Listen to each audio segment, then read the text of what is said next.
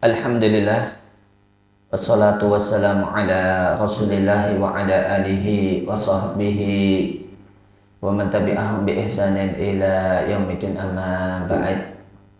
Bapak dan Ibu kaum muslimin dan muslimah jamaah salat subuh Masjid Jami' Al-Hidayah Majeng Witan, rahimani wa rahimakumullah. Kembali kita lanjutkan ngaji bab salat, dan tepatnya bab adzan dan iqamah dari buku Ensiklopedi Salat atau Salatul Mu'min karya Syekh Sa'id Al-Qahtani rahimallahu ta'ala. Ya, kita langsung pada pengertian adzan dan iqamah dan hukumnya. Adzan dan iqamah. Pengertian adzan dan iqamah. 1. Adzan. Menurut bahasa, adzan berarti mengumumkan sesuatu. Allah Subhanahu wa Ta'ala berfirman, yang artinya, dan inilah suatu permakluman dari Allah dan Rasulnya. Surat At-Taubah ayat 3. Demikian juga dengan firman-Nya, yang artinya, aku telah menyampaikan kepada kamu sekalian ajaran yang sama. Surat Al-Anbiya ayat 109. Nah, intinya adzan dalam bahasa Arab artinya pengumuman atau pemberitahuan. Nah, itu maknanya dalam bahasa Arab. Nah, artinya, aku telah memberitahukan kepada kalian sehingga kami berada pada derajat yang sama dalam hal ilmu. Sedangkan menurut syariat, adzan berarti pemberitahuan tentang waktu sholat dengan lafaz yang khusus yang ditetapkan oleh syariat. Disebut adzan karena muadzin, orang yang mengumandangkan adzan, memberitahu waktu sholat kepada umat manusia. Disebut nida. disebut tidak, karena muadzin menyeru dan mengajak orang-orang untuk mengerjakan sholat. Berkenaan dengan hal tersebut, Allah Subhanahu wa Ta'ala berfirman, yang artinya, dan apabila kalian menyeru mereka untuk mengerjakan sholat, mereka menjadikannya bahan ejekan dan permainan. Yang demikian itu adalah karena mereka benar-benar kaum yang tidak mau mempergunakan akal. Surah Al-Maidah ayat 15. Dia juga berfirman, yang artinya, apabila diseru untuk menunaikan sholat pada hari Jumat, maka bersegera kalian kepada mengingat Allah. Surah Jumat ayat 5. Nih, kemudian adzan dalam syariat pengertiannya adalah memberitahukan tibanya waktu sholat. Tibanya waktu sholat dengan menggunakan kosakata atau kalimat-kalimat tertentu yang telah ditentukan. Ini pengertian adzan secara umum. Meskipun nanti kita jumpai ada adzan sebelum waktunya, semacam di zaman Nabi ada adzan pertama di waktu subuh. Demikian juga di zaman Utsman ada untuk sholat Jumat itu ada adzan sebelum khatib naik ke atas mimbar. Ya, tentu adzan dalam kondisi ini adalah adzan yang dilakukan sebelum waktunya tiba. Namun secara umum adzan adalah pemberitahuan tibanya waktu sholat dengan menggunakan kalimat-kalimat tertentu yang telah baku dan telah ditentukan dalam syariat. Adzan disebut adzan karena kegiatan muadzin adalah memberitahukan dan mengumumkan tibanya waktu sholat. Ya, sebutan lain untuk adzan adalah nida. Nida itu makna asalnya memanggil dari jauh. Karena demikianlah yang terjadi pada adzan secara umum, yang dipanggil dengan suara adzan itu orang-orang yang posisinya jauh, yaitu gambarannya jauh dari masjid tempat sholat dikerjakan. Nah, Dua, iqamah. Secara etimologis, iqamah merupakan masdar dari kata qoma, berasal dari iqamatus Syai' iqamati syai' iqamatus yang berarti menjadikan sesuatu lurus. Menurut syariat, iqamah berarti pemberitahuan tentang pelaksanaan sholat wajib dengan lafaz khusus yang ditetapkan syariat. Dengan demikian, adzan berarti pemberitahuan waktu sholat, sedangkan iqamah berarti pemberitahuan pelaksanaan sholat. Iqamah ini disebut dengan adzan kedua atau nida kedua. Ya, kemudian iqamah dalam bahasa Arab artinya menjadikan sesuatu itu tegak dan lurus. Sedangkan dalam syariat berkenaan dengan fikih sholat, iqamah itu artinya pemberitahuan akan dilaksanakannya sholat, yaitu sholat fardu, dan pemberitahuannya dengan menggunakan kalimat-kalimat tertentu yang disyariatkan. Sehingga apa beda adzan dengan iqamah? Kalau adzan itu memberitahukan waktu, sedangkan iqamah memberitahukan dan mengumumkan dilaksanakannya sholat. Perlu diketahui bahasanya iqamah itu juga disebut adzan. Sehingga iqamah bisa disebut dengan sebutan adzan kedua.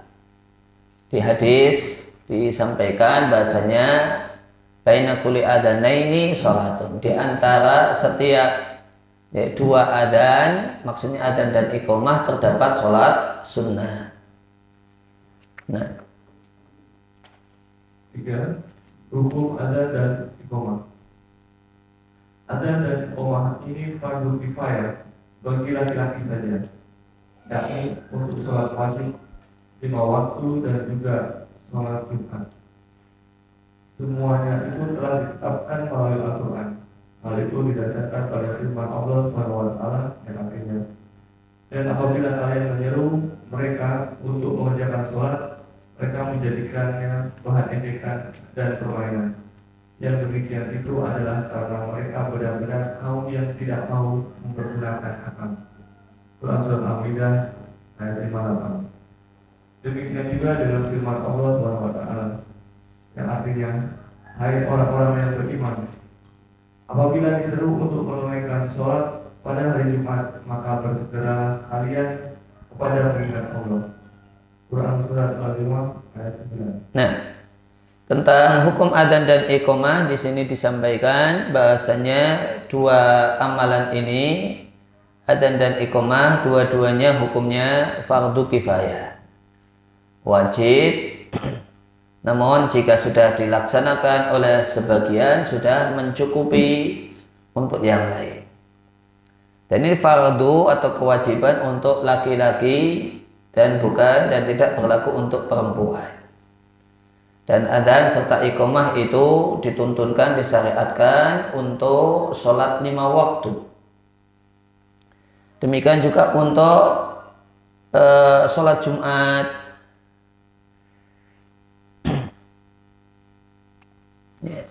Ketika sholat Jumat, ketika waktunya sudah waktu yang kelima, maka hari Jumat itu ada waktu pertama, waktu kedua, dan nanti setelah khatib naik ke atas mimbar, itu waktu kelima. Atau itu ini maka di waktu tersebut adalah waktu untuk dikumandangkannya adzan. Dan dalil kalau adzan dan iqamah itu disyariatkan ada di Al-Quran dan ada di hadis. Di Al-Quran ada di firman Allah Subhanahu wa taala di surat Al-Maidah, wa idza nadaitum ila sholati takhuduha huzwa wa la'iba.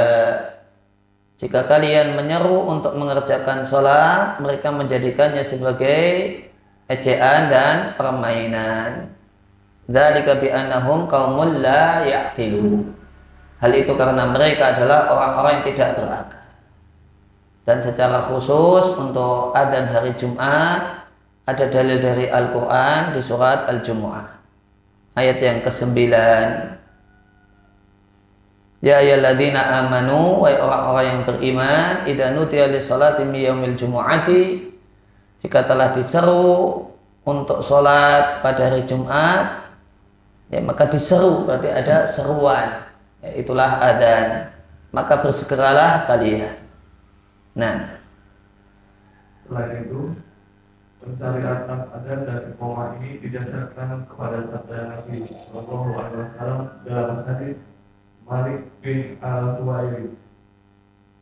Jika telah tiba waktu sholat, hendaklah salah seorang di antara kalian mengumandangkan adzan untuk kalian, dan hendaklah orang yang paling tua di antara kalian yang menjadi imam. Dengan demikian, sabda beliau, salah seorang di antara kalian, menunjukkan bahwa adzan adalah fardu kifayah. Nah, kemudian dalil hadis adalah hadis dari sahabat Nabi Malik ibn Huwairith, yang beliau ini dengan rombongan baru masuk Islam, kemudian ke Madinah untuk belajar Islam selama beberapa hari. Setelah itu mau kembali ke kampungnya.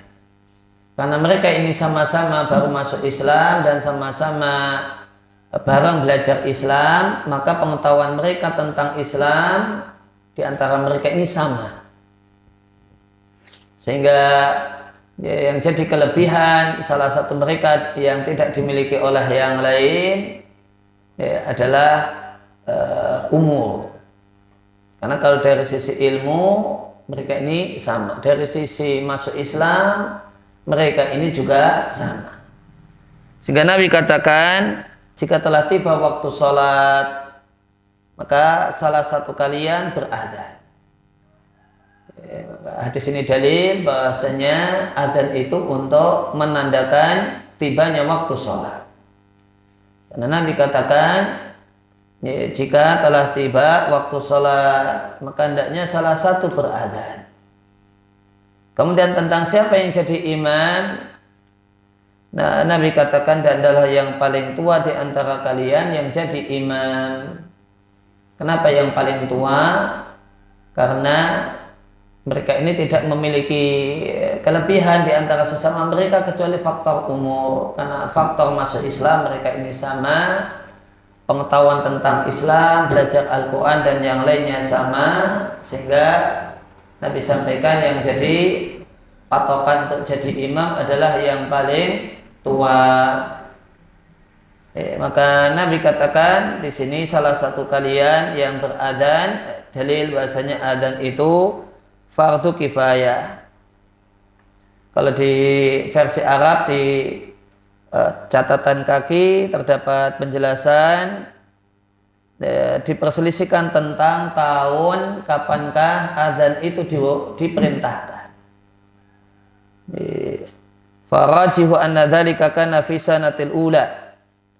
Maka kalau menurut Ibnu Hajar Al-Asqalani yang lebih tepat, adzan itu diwajibkan di tahun atau diperintahkan di tahun pertama, yaitu tahun 1 Hijriah. Wa qila bal kana fi sanati tsaniyati, dan ada juga pendapat yang lain yang mengatakan kalau itu di tahun kedua. Nah, lanjut. Ibnu Taimiyah mengatakan di dalam sunnah yang mutawatir disebutkan bahwa adzan dan iqamah itu telah dikumandangkan pada masa Rasulullah SAW. Demikian juga menurut ijma dan pengamalan umat yang mutawatir dari generasi ke generasi berikutnya. Nah, kemudian kutipan pernyataan Ibnu Taimiyah rahimallahu ta'ala beliau menyampaikan di hadis yang mutawatir demikian banyak disampaikan bahwasanya ada adzan untuk salat 5 waktu di masa Rasulullah sallallahu alaihi wasallam. Ya, di masa Rasulullah sallallahu alaihi wasallam itu ada adzan. untuk mengerjakan untuk adzan yang dikumandangkan untuk sholat 5 waktu.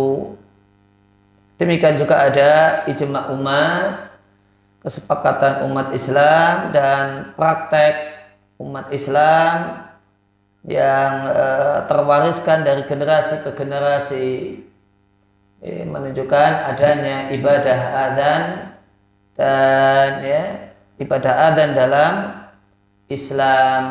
Nah, yang benar adalah bahwa adzan itu wajib bagi kaum laki-laki, baik ketika sedang tidak bepergian maupun ketika sedang dalam perjalanan, dan wajib juga bagi orang yang sendirian. Wajib juga bagi sholat yang ditunaikan langsung maupun yang diqadha. Demikian juga bagi orang-orang yang merdeka maupun budak.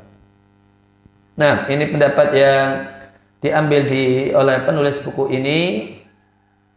Adzan itu kewajiban laki-laki, tidak hanya dalam posisi ketika ada di rumah, namun ketika rombongan mengadakan perjalanan, mereka ini terkena kewajiban beradzan. Bahkan seandainya orang itu sendirian di tengah-tengah padang pasir atau sendirian di tengah-tengah sawah gitu, dan mau sholat, maka diperintahkan untuk beradzan sebelum sholat. Meskipun itu sendirian, kan di sini dinilai ini beradzan sendirian di sini hukumnya wajib, dan ini berlaku baik sholat itu sholat ada yang dikerjakan pada waktunya ataupun sholat qadha. Dan kewajiban adzan ini tidak hanya berlaku untuk orang-orang yang merdeka, budak juga demikian. Bagaimana kalau di catatan kaki di versi cetak dalam bahasa Arab, terdapat kutipan pendapat saya Ibnu Baz rahimallahu taala, bahasanya adzan itu kewajiban laki-laki baik merdeka ataupun budak, sendirian sendirian ataupun tidak, musafir ataupun bukan. Nah, kemudian kita lanjutkan dengan keutamaan adzan atau keutamaan beradzan. Ada 7 keutamaan menjadi muadzin. Nah, Keutamaan adzan, Allah Subhanahu wa taala berfirman, artinya, siapakah yang lebih baik perkataannya daripada orang yang menyeru kepada Allah, mengerjakan amal yang soleh dan berkata, sesungguhnya aku termasuk orang-orang yang berserah diri. Surat Al-Fussilat ayat 3. Beberapa keutamaan adzan dan muadzin ini telah ditetapkan melalui banyak hadis. Di antaranya, maka keutamaan adzan ada di Al-Quran, yaitu di surat Fussilat ayat yang ke-33. Allah sampaikan bahasanya siapakah yang lebih bagus perkataannya dibandingkan orang yang mengajak manusia kepada Allah Subhanahu wa taala. Kata sebagian ahli tafsir, yang dimaksud dengan mimman da'a ilallahi adalah muadzin, atau kita katakan atau bisa disimpulkan bahasanya muadzin itu termasuk mimman da'a ilallahi, orang yang mengajak manusia untuk taat kepada Allah. Ini keutamaan adzan di Al-Quran. Kemudian yang paling banyak keutamaan adzan itu dibahas di hadis-hadis Nabi Shallallahu Alaihi Wasallam. Disimpulkan di sini ada 7 poin keutamaan adzan yang ada dalam hadis. Nah, 1. Muadzin memiliki leher lebih panjang pada hari kiamat. Hal itu didasarkan pada hadis Muawiyah bin Abi Sufyan radhiyallahu anhu.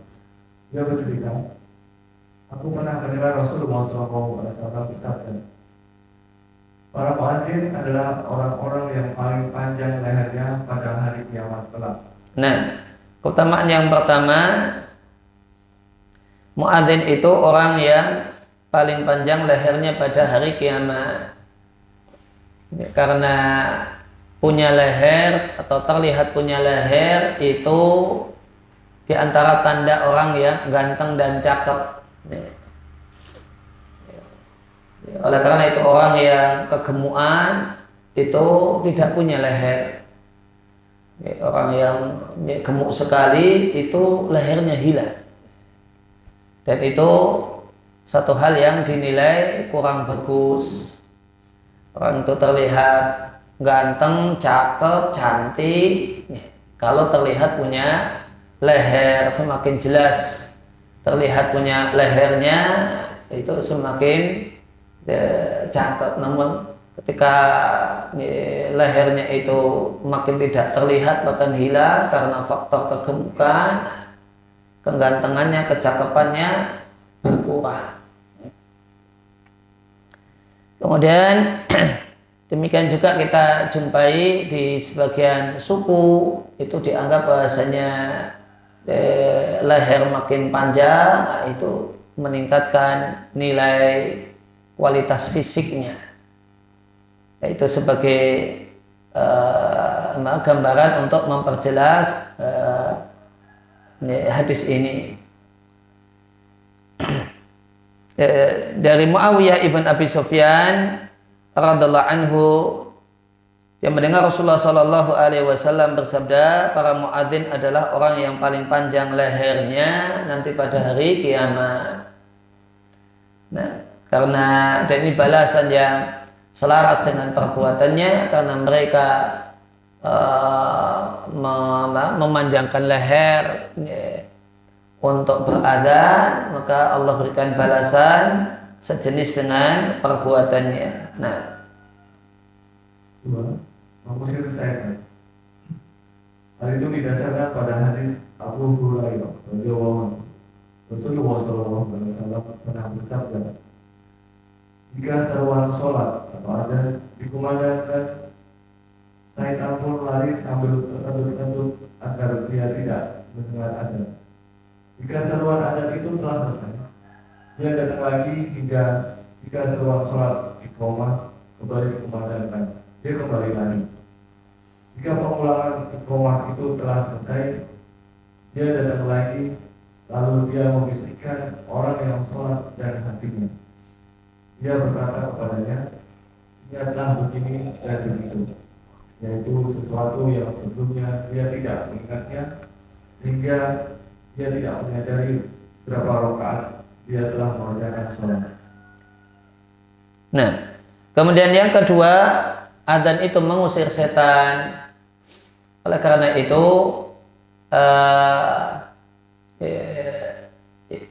karena manfaat ini, adzan bisa digunakan untuk bisa digunakan ketika melihat penampakan jin atau setan yang mengganggu, sebagaimana saran salah satu sahabat Nabi. Ketika dia anaknya itu melihat penampakan setan di satu kebun, maka sahabat Nabi ini mengajari anaknya besok lagi beradzanlah ketika melihat semacam itu. Ini berdasarkan hadis dari sahabat Abu Hurairah radhiyallahu anhu, Rasulullah sallallahu alaihi wasallam bersabda, "Idza nudiya lis-salati," jika dikumandangkanlah nida atau seruan untuk mengerjakan sholat, maka setan lari ke belakang, lari menjauh sampai dia punya keluarlah kentut yang bersuara dari setan ini. Maka di sini dalil bahasanya setan itu punya kentut. Dan kentutnya setan itu ada yang bersuara. Maka tentang masalah jin, masalah setan itu hal yang gaib. Di antara oleh karena itu seorang muslim menetapkan dan meyakini apa yang disampaikan oleh Nabi Shallallahu Alaihi Wasallam. Di antara yang Nabi sampaikan, setan itu lari, setan itu punya kentut, dan kentutnya ada kentut yang bersuara. hatta la yasma'a at-ta'dzina, sampai tidak mendengar adzan.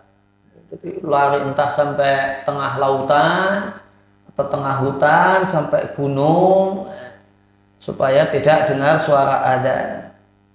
Namun jika adzan telah selesai, setan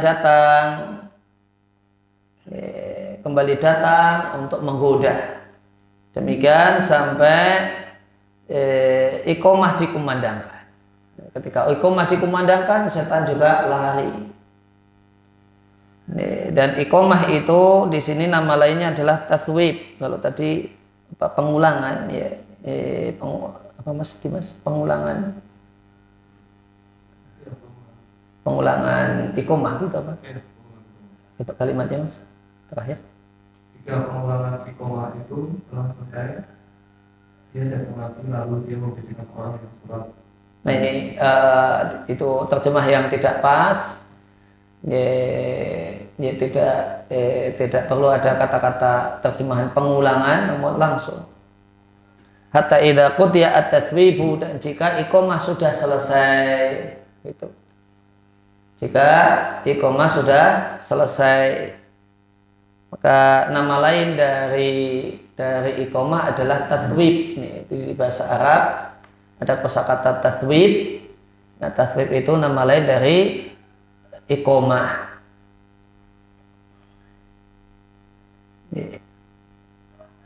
Maka tathwib itu ada istilah dalam agama kita, tathwib itu artinya bisa iqamah. Kemudian tathwib itu bisa juga artinya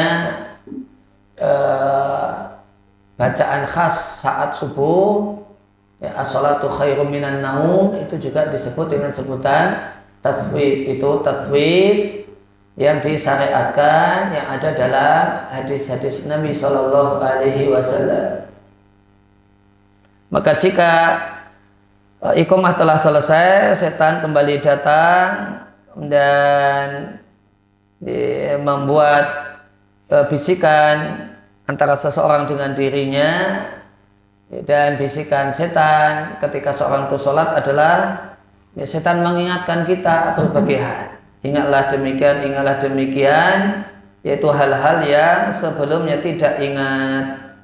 Akhirnya orangnya jadilah tidak tahu berapa rakaat sholat yang dikerjakan. Oleh karena itu, tidak mengherankan terkadang sebelum sholat kita tidak tahu atau lupa ini atau itu, namun jadi ingat setelah jadi ingat saat sholat. Oh, kuncinya di sebelah sana, padahal tadi bingung cari kunci. Saat sholat diingatkan sama setan, kuncinya itu tadi ditaruh di meja di belakang. Ini sudah Nabi sampaikan dalam hadis ini, godaan setan saat seorang itu sholat adalah diingatkan ini dan itu. Dan tujuan setan atau dampaknya, maka dampaknya seringkali kita atau dialami, seringkali terjadi orang tidak tahu, ragu-ragu berapa rakaat sholat yang telah dikerjakan. Gara-gara pikiran asik dengan bisikan setan, ingat ini, ingat itu, akhirnya nggak ingat kalau sedang sholat. Pada saat imam mau salam baru bingung, ini tadi saya tuh masbuk berapa rakaat ya? Gitu. Tadi saya masbuk berapa rakaat? Nggak ingat sama sekali. Karena sudah disuruh ingat ini dan itu oleh setan. Nah, jika seandainya orang-orang mengetahui pahala yang terkandung di dalam seruan itu, niscaya mereka akan berbondong-bondong mendatanginya. Hal itu didasarkan pada hadis Abu Hurairah radhiyallahu anhu. Nabi Shallallahu Alaihi Wasallam bersabda, jangan beliau, seandainya umat manusia mengetahui pahala yang terkandung pada seruan adzan dan shom pertama, kemudian mereka tidak mendapatkannya kecuali melalui ujian, niscaya mereka akan berundi. Nah, poin yang ketiga itu seharusnya terjemahannya seandainya manusia mengetahui pahala beradzan atau menjadi muadzin, niscaya mereka akan berundi, bukan bersegera ya. Sebagaimana redaksi hadisnya. Mereka akan rebutan untuk bisa beradzan sampai akhirnya diputuskan yang beradzan, siapa yang beradzan dengan berundi. Ya, di antara contoh praktisnya ya, sampai pingsut. Siapa yang maju untuk mengumandangkan adzan. Berdasarkan hadis dari sahabat Abu Hurairah radhiallahu anhu, Rasulullah Shallallahu Alaihi Wasallam bersabda, seandainya manusia mengetahui ma fin nidai pahala beradzan wasofil awal dan berada di sop yang pertama karena segera mengerjakan karena bersegera pergi untuk sholat, kemudian mereka tidak menjumpai cara supaya bisa menjadi muadzin dan berada di sop yang pertama kecuali dengan berundi, misalnya mereka akan melakukan undian. Maka di sini hadis ini dalil boleh melakukan aktivitas undian, berundi, pingsut atau yang lainnya untuk menentukan siapa yang berhak untuk melakukan sesuatu. Nah, kemudian lanjutannya hadis. Dan seandainya mereka mengetahui pahala sholat isya dan subuh, niscaya mereka akan mendatanginya ke masjid. Sebelumnya ada kalimat kayaknya. Seandainya mereka mengetahui pahala yang terdapat pada kesederaan berangkat sholat, niscaya mereka akan berlomba-lomba mendatanginya. Dan seandainya mereka mengetahui pahala sholat isya dan subuh, niscaya mereka akan mendatanginya ke masjid meski dengan cara merangkak. Iya. Kemudian kalimat yang kedua yang Nabi sampaikan, seandainya mereka manusia mengetahui pahala yang besar jika orang itu tahjir, orang itu bersegera pergi sholat, niscaya mereka akan berlomba dan bersegera untuk pergi sholat. Niscaya orang-orang akan berangkat sholat bahkan sebelum adzan. Seandainya tahu pahalanya. Nah, karena pahala ini pahala akhirat tidak kelihatan, ya maka banyak orang yang pergi ke masjid itu memilih baru berangkat setelah iqamah. Kenapa? Karena tidak tahu. Seandainya tahu betapa besar pahalanya, ya, kalau cepat-cepat pergi ke masjid, niscaya akan berlomba untuk itu. Kemudian kalimat yang ketiga, seandainya orang itu mengetahui pahala sholat isya dan subuh berjamaah di masjid, niscaya orang akan semangat untuk mendatanginya meskipun sambil merangkak, artinya sakit. Meskipun dalam kondisi sakit, akan memaksakan diri untuk tetap ke masjid. Seandainya tahu betapa besarnya pahala sholat isya dan sholat subuh berjamaah. Maka hadis ini menunjukkan bahwasannya orang yang sakit itu boleh saja dibolehkan untuk tidak pergi ke masjid untuk berjamaah. Dan seandainya memilih tetap pergi ke masjid, satu hal yang boleh bahkan afdal. Karena merangkak itu berarti sakit. Dan Nabi puji orang yang merangkak yaitu sakit pergi mengerjakan sholat isya dan subuh. Sehingga meskipun orang sakit itu boleh tidak jamaah tidak sholat berjamaah di masjid, sholat di rumah, namun seandainya tetap pergi ke masjid itu boleh, bahkan lebih baik karena Nabi memujinya di hadis ini. Dan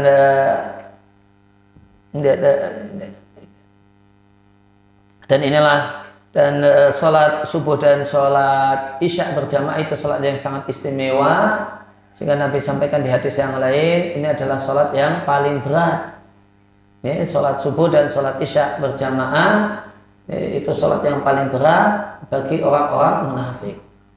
Nah, 4. Tidak ada sesuatu pun yang mendengar suara muadzin melainkan akan menjadi saksi baginya. Abu Sa'id Al-Khudri pernah mengatakan kepada Abdullah bin Abdurrahman bin Abi Sa'id Al-Ansari, "Kulihat engkau menyukai kambing dan kampung halamanmu. Oleh karena itu, jika engkau sedang berada dekat kambing-kambingmu atau di kampung halamanmu, lalu engkau hendak mengumandangkan azan untuk sholat, keraskanlah suaramu. Sesungguhnya tidaklah mendengar suara muadzin, baik jin maupun manusia atau suatu, melainkan dia akan menjadi saksi baginya pada hari kiamat kelak." Abu Sa'id berkata, "Aku mendengarnya dari Rasulullah SAW." Ya, keutamaan yang keempat, semua makhluk yang mendengar suara muadzin itu nanti akan memberikan persaksian pembelaan untuk orangnya pada hari kiamat di hadapan Allah Subhanahu wa taala.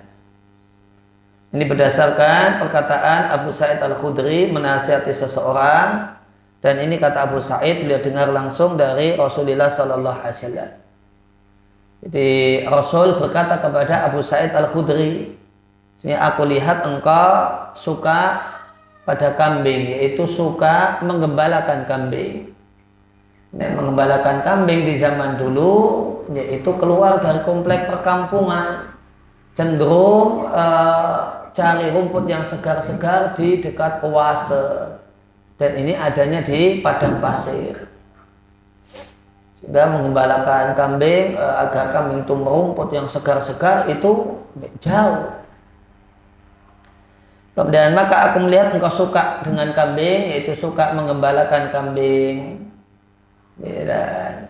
Sehingga dan daerah dekat oase di tengah-tengah padang pasir itu namanya perkampungan Badui. Kalau tadi diterjemahkan dengan kampung halaman, ini tidak tepat. Aku melihat engkau suka kambing, yaitu mengembalakan kambing dan berada di daerah Badui. Daerah Badui itu di mana? Di tengah padang pasir, dekat oase. Itu bukan kampung halaman terjemahnya, ya nyimak, bisa diperbaiki, bisa dikoreksi terjemahnya. Ya, aku melihat engkau suka melihara atau suka menggembalakan kambing dan berada di perkampungan Badui yang ada di tengah-tengah padang pasir. Maka Nabi katakan, jika engkau berada di tengah-tengah kambingmu, yang ini berarti di tengah-tengah perkampungan Badui, atas engkau beradzan untuk sholat, keraskanlah suara adzanmu. Karena tidak ada satupun makhluk yang mendengar suara muadzin sejauh apapun suaranya. Tidak ada satupun yang mendengar, baik jin ataupun manusia ataupun benda apapun, kecuali akan memberikan persaksian pembelaan untuknya pada hari kiamat. Maka ini hadis ini dalil diperintahkannya atau ya disyariatkannya orang yang sholat sendirian itu beradzan. Disyariatkan biasanya orang yang sholat sendirian itu tetap beradzan. Dan adzannya ya, dan hadis ini dalil bahasanya ketika seorang itu berada di tempat yang jauh dari banyak orang, jauh dari perkampungan, dan dia sendirian, maka adzannya tetap adzan dengan suara yang keras. Dan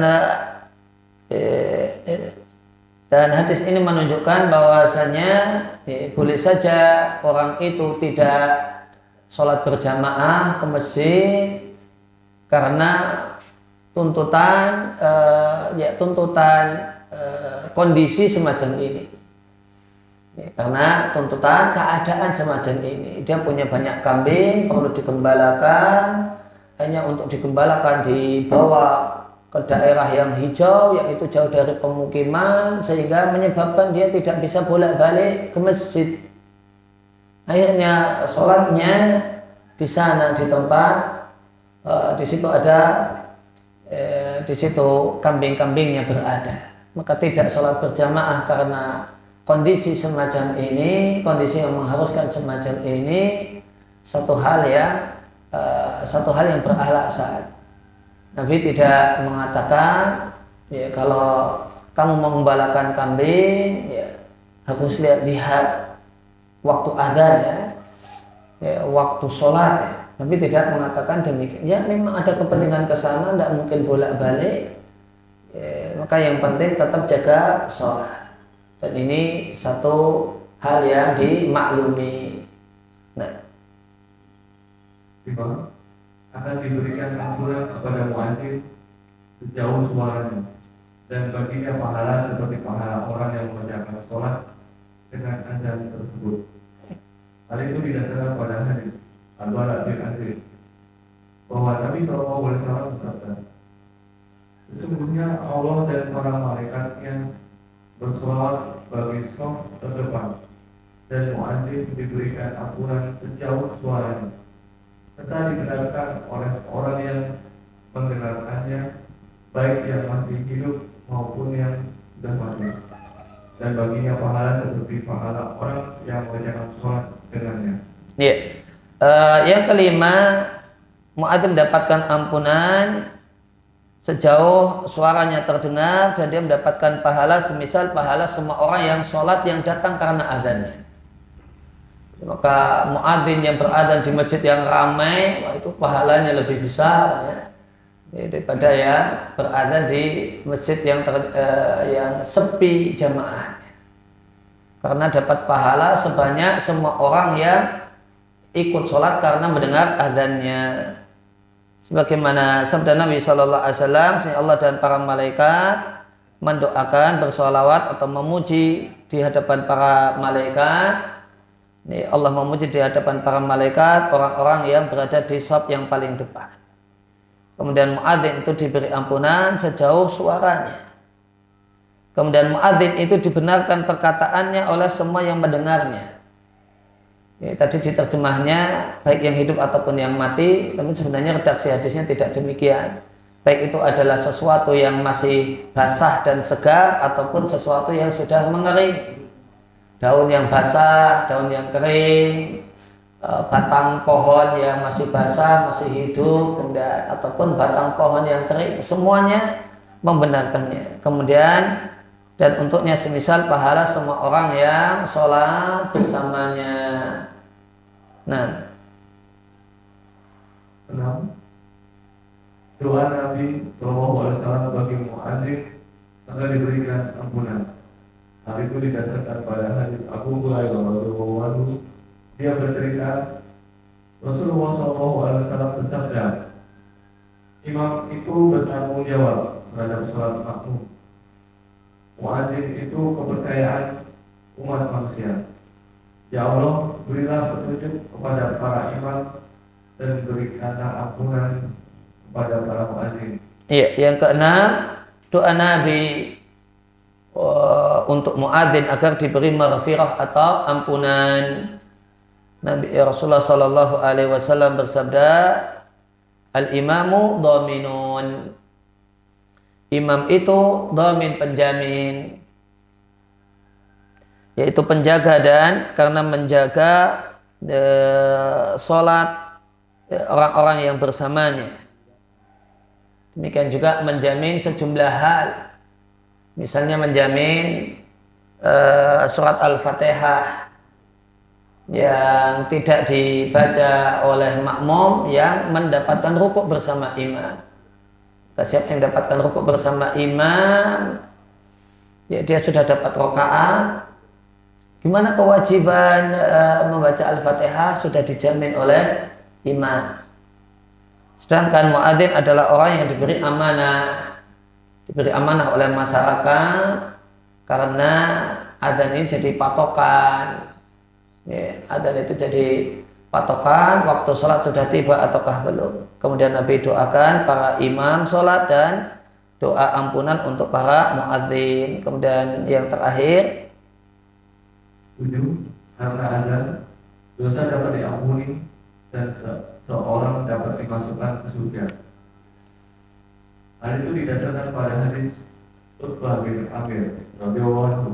Dia bercerita, aku pernah mendengar Rasulullah SAW bersabda, "Roh kalian merasa bangga terhadap seorang penggembala kambing di sebuah puncak bukit yang mengumandangkan adzan dan mengucapkan sholat.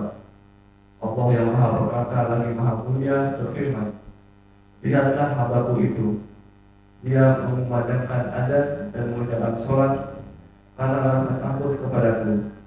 Sesungguhnya aku telah memberikan ampunan kepada hambaku itu dan memasukkannya ke surga."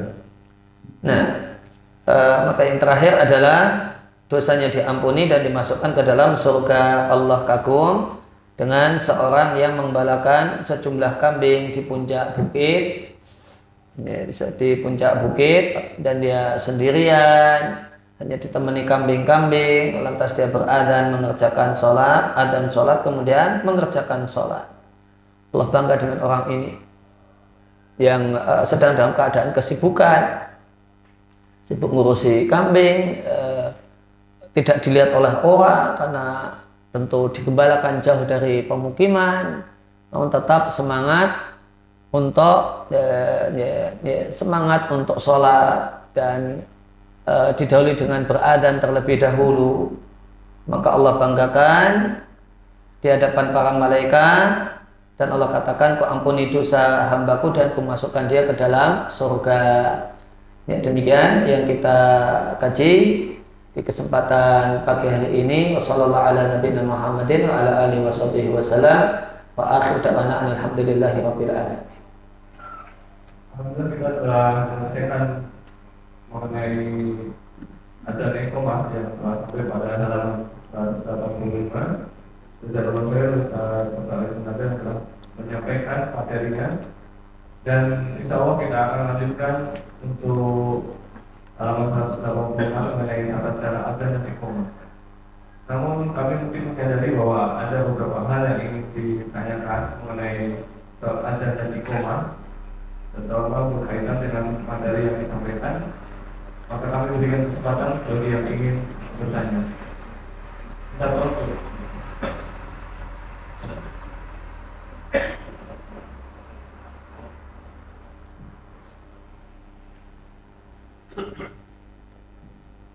Assalamualaikum warahmatullahi wabarakatuh. Waalaikumsalam warahmatullahi wabarakatuh. Atau yang lain, karena ada orang yang aman dengan tapi sejatinya lapangnya salah. Kalau ada orang lain dia marah, karena dia merasa lebih berat dengan pertimbangan itu salah tua atau salah yang lain. Bisa terjadi ada saya menyebut beberapa yang seperti ini orang lain ada marah. Kalau dicermati apa salah, ini karena mungkin dia menjadi atau mungkin itu kalau kemudian bagian selatan kali-kali tidak benar. Ya, idealnya masjid itu punya muadzin tetap.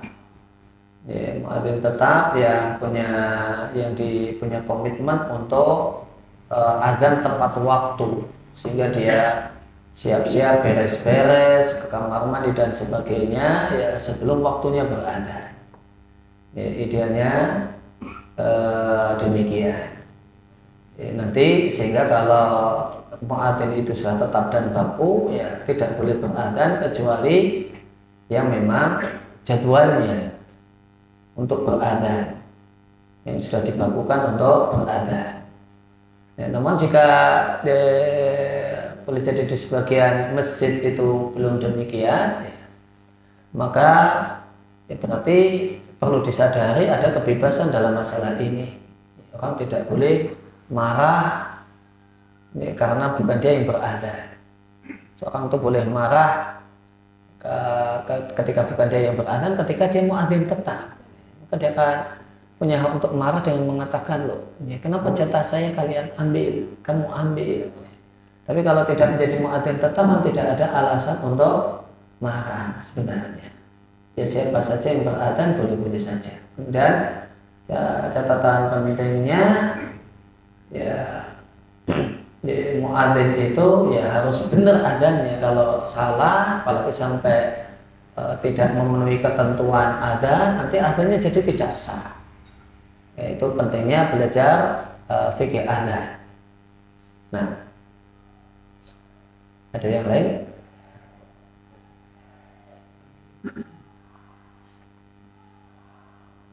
Assalamualaikum warahmatullahi wabarakatuh. Waalaikumsalam warahmatullahi wabarakatuh. Untuk ada di panggilan untuk sholat, tapi kalau pada kelompoknya itu ada orang yang meninggal itu di adanya dan itu mati, apakah itu wajib atau tidak wajib?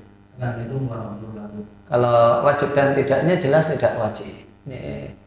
Dan yang mungkin lebih tepat sebenarnya tidak perlu diadzani. Karena itu adzan itu ajaan untuk pemberian tahu untuk waktu sholat telah tiba, kemudian iqomah itu ya ajaan ayo bangun, berdiri untuk sholat. Nanti kalau itu bangun kan malah bahaya Pak ya. Nah, itu nanti bahaya. Sehingga kalau apakah itu wajib dan banyak, ini satu hal yang tidak wajib. Bahkan yang lebih baik tidak dilakukan. Nah,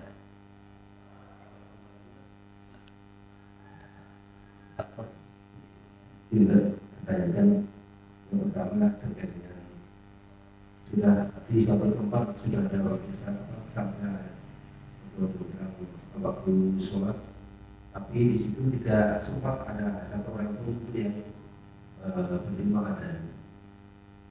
Apakah terus pelaksanaan sholat itu sudah terlambat, tapi hanya melaksanakan itu saja. Yang kedua, ada suatu tempat yang sudah terbiasa, contohnya sholat asar, yang waktunya tapi tidak ada orang sama sekali. Dia membiasakan untuk sholat itu terlambat berjamaah juga, tapi dia dengan diawali dengan keadaan juga. Itu manfaat untuk terkait dengan sholat itu mungkin barangkali penjelasan terkait dengan saya. maka kalau di satu kampung itu sudah beredar adzan, cuma di masjid A tidak, namun di sekitar itu banyak masjid, maka kewajiban fardu kifayah sudah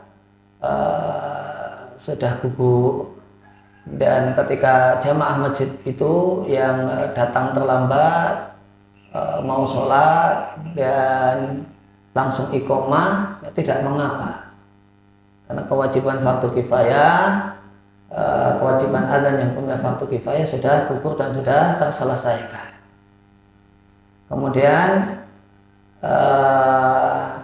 kalau kemudian ada orang yang sudah terbiasa sholat jamaah bareng-bareng namun tidak di awal waktu, kemudian mau sholat adzan dan iqamah dulu Pak ya, pertanyaan kedua ya, maka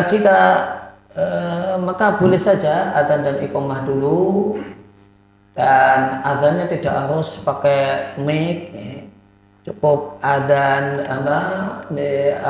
terlokal atau terlokalisir di situ saja tidak mengapa.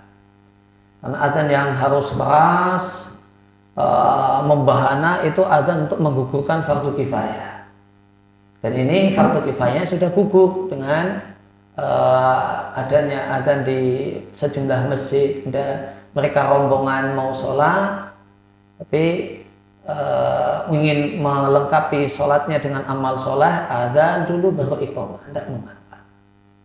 Adzannya juga tidak harus dengan suara lantang, bisa cukup terlokalisir di situ saja.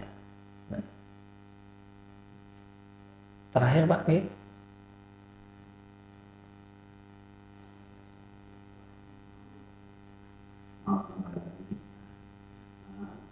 Berkaitan dengan tanpa ada yang tahu ya, karena ada parah. Ini Allah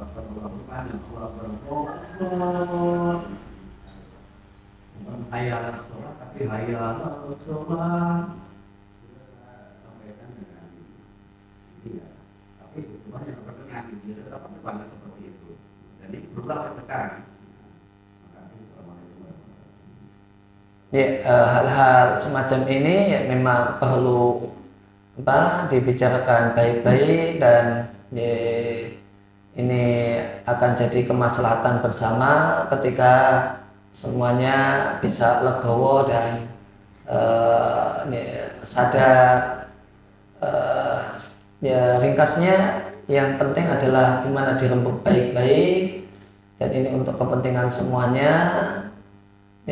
Maka muadzin semestinya harus muadzin yang tepat, dan seperti apa diantaranya adalah bagaimanakah redaksi adzan.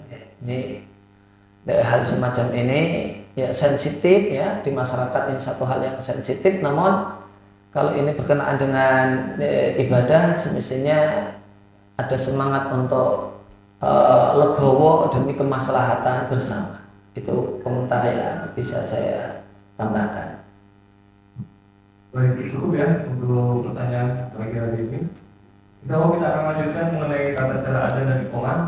Ini penting sekali pada kita semua yang hadir di sini bisa menyampaikan kepada rekan-rekan kita yang mungkin belum berkesempatan hadir di majelis ini. Dan silakan nanti untuk pertemuan berikutnya, karena ini juga mengenai tata cara adzan, disebarluaskan kepada semua grup WhatsApp dan juga media sosial, dan juga untuk masjid-masjid di sekitar kita, karena saya melihat yang hadir di sini juga aktif juga di beberapa masjid sekitar, dan juga mungkin aktif juga sebagai TKM atau takmiran masjid ya. Jadi bisa jadi bahan dakwah kita untuk menyampaikan cara-cara yang benar. Insya Allah kita akan bertemu lagi Kamis atau subuh pekan depan, dan semoga kita diberikan kemudahan dan diberikan kesehatan dan perlindungan dari Allah SWT, juga bisa hadir dalam majelis ilmu berikutnya. Mari kita tutup kajian pada pagi hari ini dengan membaca alhamdulillah. Kita pamit dengan doa untuk majelis. Subhanakallahumma wa bihamdika asyhadu an la ilaha illa anta astaghfiruka wa atubu ilaik. Saya Simas atas nama takmir Masjid Jami Al Hidayah mengucapkan sebuah kehormatan dan kita akan bertemu lagi di pertemuan berikutnya. Billahi taufiq wal hidayah. Assalamualaikum warahmatullahi wabarakatuh. Waalaikumsalam warahmatullahi wabarakatuh.